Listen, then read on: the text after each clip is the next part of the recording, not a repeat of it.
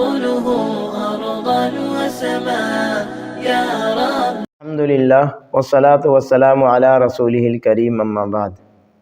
پارہ نمبر 10۔ اللہ تعالیٰ نے غنیمت کے مال کا تذکرہ کیا ہے۔ غنیمت کا مال مسلمانوں پہ، امت محمدیہ پہ اللہ تعالیٰ نے جائز قرار دیا ہے، جبکہ پہلی امتوں پہ یہ مال جائز نہیں تھا۔ تو مال غنیمت جو جنگ سے مال حاصل ہو فتح کی شکل میں، وہ مال غنیمت ہوتا ہے۔ اس میں سے اللہ تعالیٰ نے 5واں حصہ بیت المال کے لیے، اپنے رسول کے لیے، غریب و یتیموں کے لیے رکھا ہے۔ تو وہ 5واں حصہ بیت المال کے لیے ہے، اور باقی 4 حصے جنگ میں شرکت کرنے والوں کے درمیان تقسیم کر دیے جائیں گے۔ جنگ بدر کا واقعہ ہے۔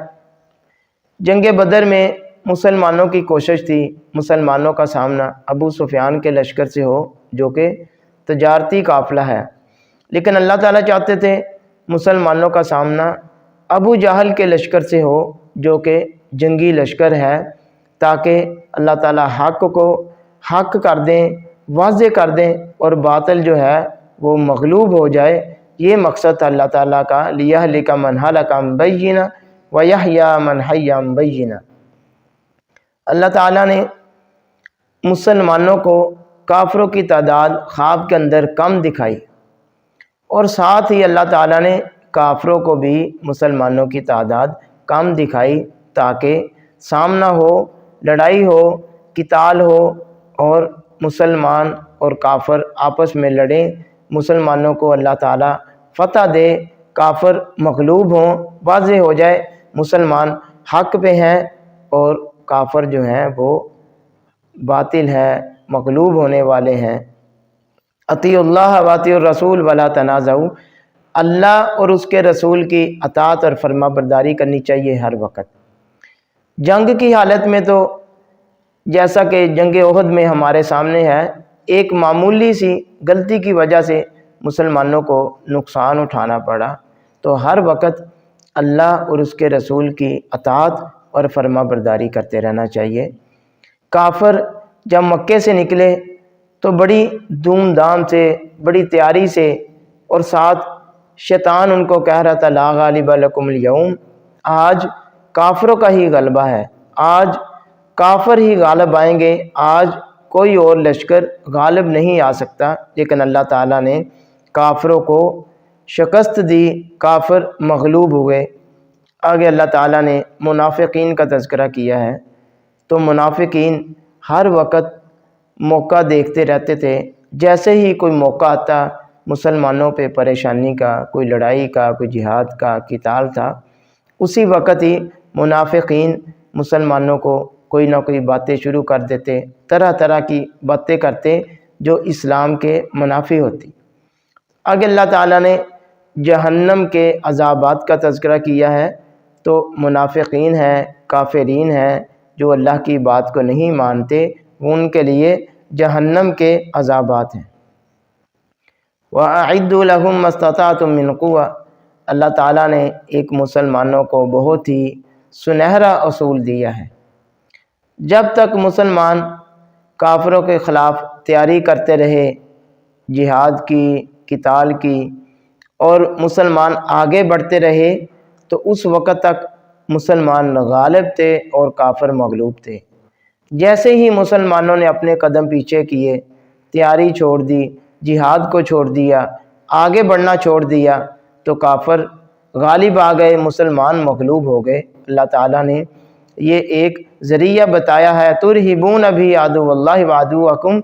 اس ذریعے سے، اس وجہ سے کافر تم سے ڈرتے رہتے ہیں، تو مسلمانوں کو ہر وقت جہاد کی تیاری کرتے رہنا چاہیے۔ مسلمان کافروں سے صلح کر سکتے ہیں اگر ان کی شرائط اسلامی ہو، اسلام کے منافی نہ ہو، تو کافر مسلمانوں سے صلح کر سکتے ہیں، مسلمانوں کی کافروں سے صلح ہو سکتی ہے، اس میں کوئی حرج نہیں ہے۔ مومنین کو جہاد کی ترغیب دینا، جہاد پہ ابھارنا، یہ کوئی برا عمل نہیں ہے، یہ اللہ تعالیٰ کا حکم ہے۔ اللہ تعالیٰ نے اپنے نبی کو دیا، حرض المؤمنین علی القتال۔ آگے اللہ تعالیٰ نے مسلمانوں کو فوقیت دی ہے کافروں پہ، ایک مسلمان 10 کافروں پہ باری ہے۔ پھر اللہ تعالیٰ نے کہا اب تخفیف کر دی گئی ہے، کچھ کمزور مسلمان ہیں، کچھ ہلکے ہیں، تو کم سے کم ایک مسلمان 2 کافروں پہ ضرور باری ہونا چاہیے۔ جنگ بدر کے قیدیوں کا واقعہ ہے۔ اللہ تعالیٰ چاہتے تھے، جیسا کہ حضرت عمر رضی اللہ تعالیٰ عنہ نے مشورہ دیا کہ ہمارے رشتہ دار ہمارے حوالے کر دیے جائیں، ہر بندہ اپنے رشتہ داروں کو قتل کرے، لیکن حضرت ابوبکر رضی اللہ تعالیٰ عنہ کی رائے کو قبول کیا گیا کہ قیدیوں سے فدیہ لے کے ان کو چھوڑ دیا جائے۔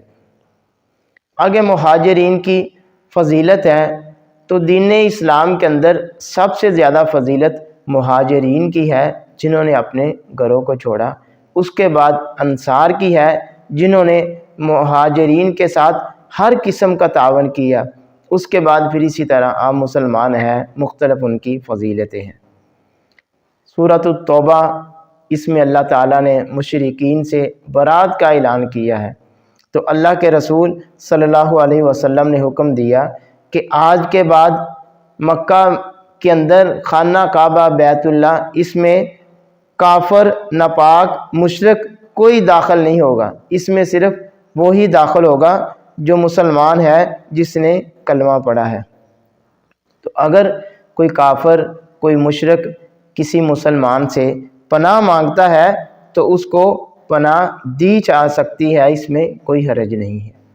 اور اسی طرح کافروں سے معاہدہ ہو سکتا ہے، اگر کافر معاہدے پہ قائم رہیں تو مسلمانوں کو بھی اپنے معاہدے پہ قائم رہنا چاہیے۔ اگر کافر اپنا معاہدہ توڑ دیتے ہیں تو پھر مسلمانوں کو معاہدہ توڑنے پہ کوئی حرج نہیں ہے، کیونکہ انہوں نے ہی تو ابتدا کی ہے۔ اجعلتم سقایۃ الحاج وعمارۃ المسجد الحرام، تو اللہ تعالیٰ نے مختلف نیکیوں کا تذکرہ کرنے کے بعد فرمایا کمن آمن باللہ والیوم الآخر وجاہد فی سبیل اللہ، تو اللہ تعالیٰ کے راستے میں جہاد کرنا، اپنے مال کو، اپنی جان کو خرچ کرنا، یہ سب سے بڑا عمل ہے۔ والدین کو، اولاد کو، دنیا کی کسی بھی چیز کو ایمان پر ترجیح نہیں دینی چاہیے۔ ایمان سب سے مقدم ہونا چاہیے مسلمان کے لیے، مومن کے لیے، باقی ساری چیزیں ایمان کے بعد ہیں۔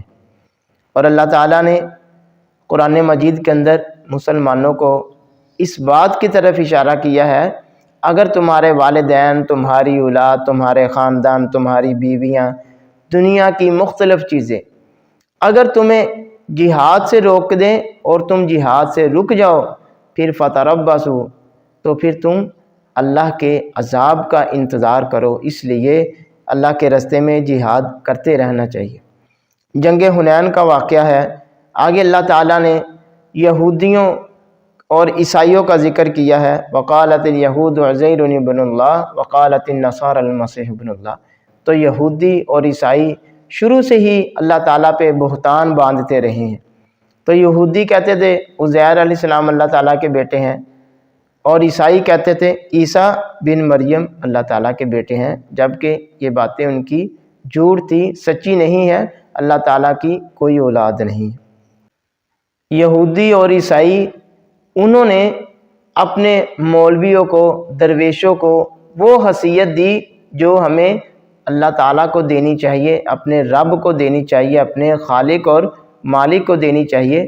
تو اس لیے ہمیں اپنے جو قائدین ہیں، جو بڑے ہیں، جو ہمارے علماء کرام ہیں، ان کی صرف اس بات کو تسلیم کرنا چاہیے جو دین اسلام کے مطابق ہے۔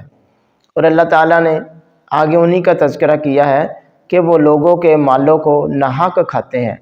ناحق کھانے سے مراد یہ ہے وہ اپنے مطلب کے مسائل نکال لیتے ہیں، جیسے آج ہم بھی کسی حلال چیز کو اپنے فائدے کے لیے حرام کر دیں اور حرام چیز کو اپنے فائدے کے لیے حلال کر لیں، یہ جائز نہیں ہے، یہ ہمارے لیے صحیح نہیں ہے۔ شروع دن سے ہی اللہ تعالیٰ نے ایک سال کی 12 مہینے مقرر کیے ہیں، ایک سال میں 12 مہینے ہیں، ایک سال کی گنتی ہے 12 مہینے، اور ان میں سے 4 مہینے جو ہے وہ حرمت والے ہیں تو ان کی حرمت کا خیال رکھنا چاہیے۔ اور اسی طرح نبی صلی اللہ علیہ وسلم کی ہجرت کا واقعہ ہے، جب حضرت ابوبکر صدیق رضی اللہ تعالیٰ عنہ نبی صلی اللہ علیہ وسلم کے ساتھ تھے تو اللہ کے رسول صلی اللہ علیہ وسلم نے فرمایا لا تحزن ان اللہ معنا، تو کسی بھی پریشانی، غم، مصیبت میں پریشان نہیں ہونا چاہیے، اللہ تعالیٰ سے مدد مانگنی چاہیے۔ منافقین کا تذکرہ ہے۔ منافقین منافقوں کو دوست بناتے ہیں، اور جو ایمان والے ہیں، جو مومنین ہیں، وہ ایمان والوں کو دوست بناتے ہیں۔ منافقین برائی کا حکم دیتے ہیں، اور جو ایمان والے ہیں، مومنین ہیں، وہ نیکی کا حکم دیتے ہیں۔ تو مومنوں کو، ایمان والوں کو اپنا دوست بنانا چاہیے۔ اللہ تعالیٰ نے وہ لوگ ذکر کیے ہیں جن پہ صدقہ لگ سکتا ہے، تو وہ فقیر ہے، انما الصدقات للفقراء والمساکین والعاملین، تو جو بندہ صدقہ اور زکوٰۃ اکٹھا کرتا ہے وہ بھی کھا سکتا ہے۔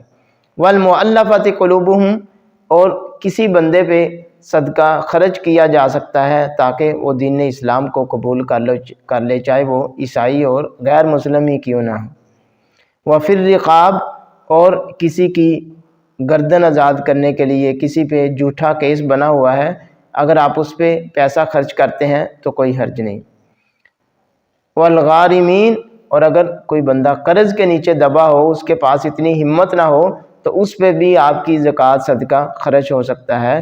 وفی سبیل اللہ، اور اللہ تعالیٰ کے رستے میں جہاد ہے، مدارس ہے، کوئی بھی ایسے نیکی کے کام ہیں، ان میں بھی خرچ ہو سکتا ہے۔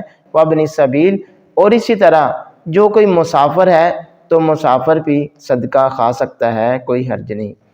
آگے جنگ تبوک میں 3 مومنین ایمان والے صحابہ اکرام تذکرہ ہے، جہاں منافقین جھوٹ بول رہے تھے تو انہوں نے سچ بولا، اللہ تعالیٰ نے ان کی سچائی کو معاف کر دیا، اور اللہ تعالیٰ نے ان کی توبہ کو قبول کیا۔